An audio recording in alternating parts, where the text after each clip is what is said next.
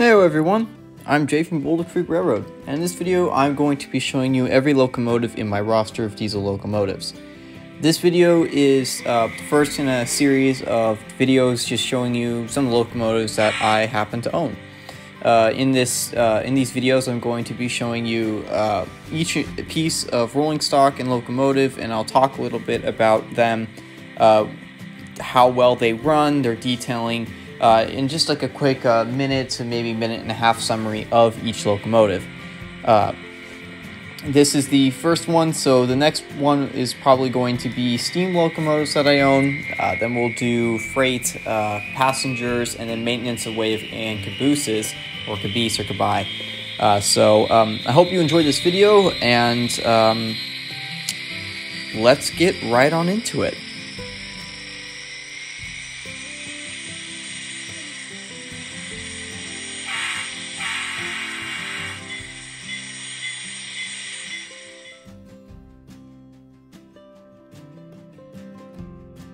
Let's start off with my DCC locomotives. The first one here that I'm going to be showing you is my ScaleTrains.com Jetil 4500 standard turbine. This is in UP's yellow paint scheme, like they have on pretty much all of their locomotives. This is a very realistic model, probably the most realistic in my collection. Great sounding, lots of light functions.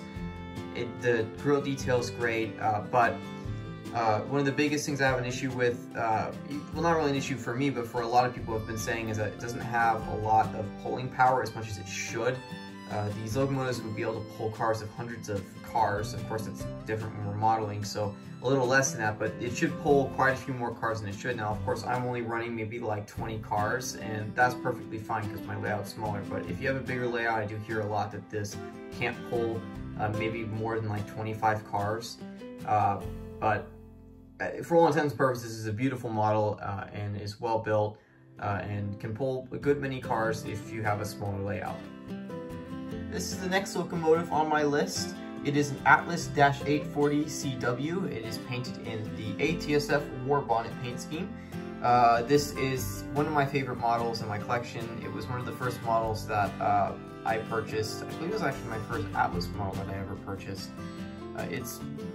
I weathered it. It was my first decent weathering job. Of course, there's a few little issues here. You can kind of see little paint splashes where it didn't perfectly go in, but it's supposed to look like it was sun bleached. So I guess it gives it that effect.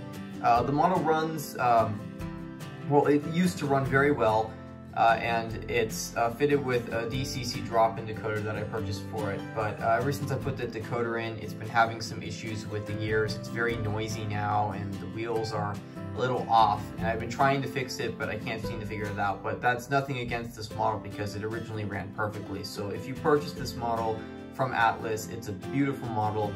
It will run very well, and yeah, so that's pretty much this unit here. Let's move on to our next locomotive.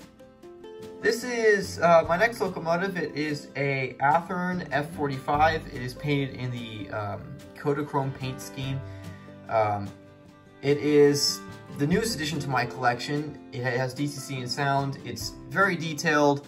I love the Kodachrome paint scheme. I mean, I really wish the SP and the ATSF did merge together because these locomotives are beautiful, and both those railroads happen to be two of my favorite railroads of all time. So it's a great model. It runs, it's very silent, it pulls so many cars, it's extremely heavy. It's a very heavy locomotive, so it pulls a crap ton of cars. So definitely consider this locomotive if you're modeling the ATSF or the SP. This would be a very interesting addition to your collection. And we've come to the last locomotive of my DCC locomotives. It is a Kato F7. It is painted in the cigar paint scheme. This locomotive was originally DC, but I bought a Model Power DCC sound decoder for it, and it runs very well. It's always run smoothly. It sounds great with the decoder. I think a lot of people bash the Model Power decoders and say they're not great, that they fail. I haven't had a single issue with this one. I think it sounds great. I think the locomotive runs a lot better. So I don't see the issue there with it, but this locomotive is I think it was my first Kato, no, it wasn't my first Kato model. I think it was my second Kato model, but it is a very pretty looking model. They have tons of different paint schemes for this locomotive type, this F7. So if you're looking to get a very well-running F7 locomotive with a good amount of detail and easy DCC or DCC sound installed, this is a perfect model for you.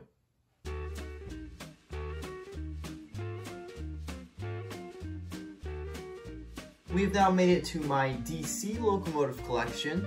So we're going to start off with this Kato GE P42. These are commonly known as Genesis class locomotives.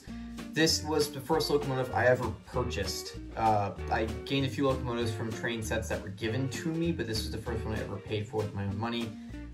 This is in Amtrak's 40th anniversary paint scheme for the Phase 3 type. This is a great model. It's super silent. It pulls a lot of cars. It's super detailed. Kato did a phenomenal job with this locomotive. I think they're the only company that makes these in N scale. I'm pretty sure about that. Yeah, I'm pretty sure they're the only company that makes these in N scale. But very good. They have tons of different paint schemes for Amtrak as well. I believe they have a few custom paint schemes of their Kobo line for a couple of the other companies and rail lines that own these guys. But great running locomotive. It's DC and it's silent. Everything's great about it. So pick up this locomotive if you're an Amtrak fan or you love to run modern equipment. So this is the next locomotive. It's a very interesting DC model. It's an Atlas H16-44. It's painted in the ATSF blue paint scheme. I think this was for switchers. No, they used a couple of these on mainline locomotives as well, but it's a very interesting DC model. It has these lights here on the front and a couple here on the back. And when the locomotive goes forward, these little lights that are here will turn green. And if it was going that direction.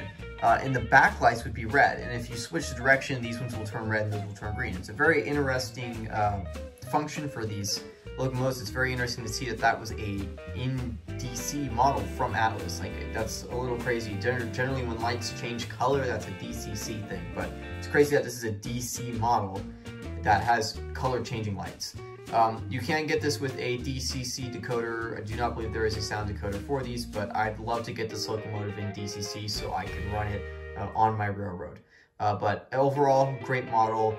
Definitely would recommend if you're interested in a pretty looking switcher with some interesting lights. So the next locomotive here is a very interesting model. For me, it's a Model Power Alco 420, but I customized it. This is a unit that I customized to turn into a DL535E. These are actually narrow gauge locomotives used by the White Pass and Yukon route up in Alaska. I believe a couple of these may have ended up on different railroads. Right now, a couple of these are in Durango and Silverton. They're being transferred and repainted for their railroad to run for not as switchers, but for mainline service when they don't want to run steam locomotives. So these were just recently purchased from the White Pass and shipped to Durango, Colorado. This is a really interesting unit. It's one of the first locomotives I ever did a major customization to. As you can see, the paint isn't great on it. I did it a very long time ago, but I'm really happy with this unit because it gave me so much experience in both painting and customizing a unit and getting original paint off, because it was originally painted in an ATSF war bonnet paint scheme. This old Model Power models back from like the 70s. It's rear wheel drive. It has just pickup here. I added a third wheel there, and it doesn't have one here because there's gears and stuff, but it's a very interesting model. If you want an Alco 420, just buy the Atlas one. Don't buy the Model Power one, but if you want a very cheap customized project, these are some great locomotives to just, spend 20 bucks on customizing. But other than that, yeah, there you go. That's just one of my locomotives in my collection there. Here's another locomotive that's DC in my collection. It's a Walthers SW1200 or 1200. It's in the ATSF Zebra paint. This model is, I don't really know what to think of it. It's very nicely detailed. It has microtrains couplers, but it's very noisy. And I've heard that these locomotives sometimes have a gearing issue where the worm gear and the plastic gears meet and they make a lot of racket. But I have never been able to try to fix it, and it runs like really oddly. If you want a switcher like this, but there's Kato makes a great DC one that runs flawlessly, is a quiet. I think they made it a couple of years back. I don't know if they still make them anymore. They might do, but I know Broadway Limited makes DCC sound ones, which is insane, but they run quietly and have great sounds. I've heard great things about those models. I think Bachmann also makes a DCC one, but I mean, I have this locomotive in my collection.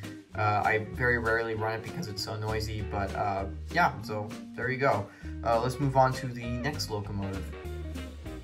This next locomotive is a little special to me. It's a Bachmann GP40. This was the first locomotive I ever got. I got it in a train set, my first ever N-scale train set. So this has a very special place in my heart for being the first locomotive I've ever run and played with for, you know, so long, just running around in a circle over and over and over again. So this is pretty much my introduction to N-scale. I used to do HO scale, so it's not my absolute first model train, but it is my first N-scale model that gave me the pleasures of getting into these tiny little models. I recently turned this into a dummy locomotive. I cut out a ton of the metal. I took out the motor and the worm gears and gearing, and this was the first locomotive I ever weathered too. So that was like my test locomotive to getting into weathering, and yeah, it's a great model. For a train set locomotive, Bachmann made GP38s, I believe, which are pretty much just this locomotive, just slightly different. Those are DCC sound, and they run flawlessly, and they sound great. So if you really want a locomotive that looks kind of like this, and has good sound, I mean, just buy the Bachmann one, GP38. If you want a GP40, it's a very common locomotive. I think Atlas makes one. I think maybe Intermountain, maybe, I don't know. But this is a great introduction locomotive, and has a very special place in my heart for being my first locomotive ever. So yeah, so let's move on to the final locomotive in my collection of diesels. Alright, here's the last locomotive in my collection of diesels. This is a Atlas GP7. It is a custom unit. I turned it into a CF7. I did this as a 3D printing project. I have a video on my channel if you'd like to see this project. I also sell the files for the cab. So it's pretty much just a standard Atlas GP7. This is the body of the GP7. And then I just added the cab. So that's the body of the GP7, and then that's just the cab right there.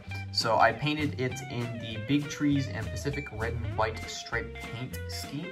And I added some other details, like some wire grab irons there. It's kind of hard to see. And the horn, and the front end with the triangle, I guess, I don't know if it's a cow catcher. It's a little bit weird. They have a very interesting front end on these locomotives, but it's the first 3D printed, there you go, big height there, CF7 locomotive. I know, I believe Rangus makes kits for CF7s, the resin kits, so if you want a CF7, go after one of these guys, or on the Rangus kit. They're both great models. I really hope maybe Athearn someday makes an N-scale CF7, because of course this isn't, you know, as detailed as a model you could get from major manufacturers. So I really hope that they do, because they made some amazing HO scale ones, which were a huge help in helping me design this model. But yeah, so that's the last locomotive in my DC collection. Let's talk a little bit about some of the locomotives I'm interested in purchasing that are diesel locomotives for the future, because of course I want to add some locomotives to my collection.